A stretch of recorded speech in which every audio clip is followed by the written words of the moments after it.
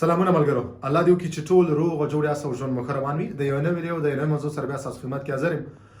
ملګرو، یو ورور پوښتنه کړې وه چې اصل کې ما واده نه دی کړی، زه مجرد یم، ولې کیس کې ما ځان واده کړی شوی ورکړی او ډېرو ملګرو دا مشوره راکړه چې باید زه ځان واده کړی شوی ورکړم او ما اوس په کیس کې ځان واده کړی شوی ورکړی دی.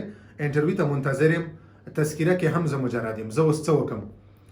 ګورې ملګرو، اکثرا زه په ویډیوګانو کې زه همیشه تاسو ته دا وایم، ډېر ځلې ما داسې ویډیوګانې جوړ کړي، ما تاسو ته دا ویلي دي چې تاسو حقیقت ووایئ. څه چې حقیقت وي، که چېرې تاسو واده کړی نو ځان بیا تاسو واده کړی شوی ورکوئ. که چېرې تاسو واده نه کړی نو ځان مجرد ورکوئ.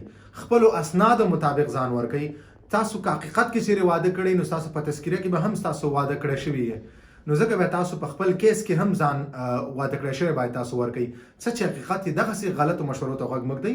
داسې بې ځایه مشورې خلکو ته مه ورکوئ. ډېر کم ملګري چې دغسې مشورې خلکو ته ورکوي، هغو ټول نه زما دا غوښتنه چې تاسو دغسې غلطې مشورې چاته مه ورکوئ.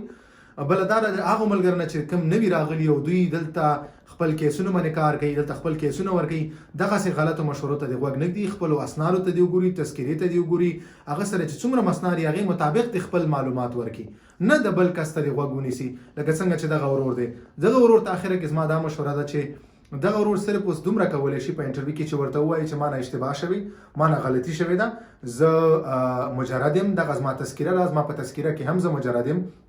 دلته چې کوم دی تاسو زه واده کړی شوی ثبت کړی یم کوم چې غلط دی، دغه یې لار ده چې دی اوس په انټرویو کې ځان ورته ووایي چې زه ما نه غلطي شوې ده، زه مجرد یم، نو خپله تذکیره دې مالته وښیي.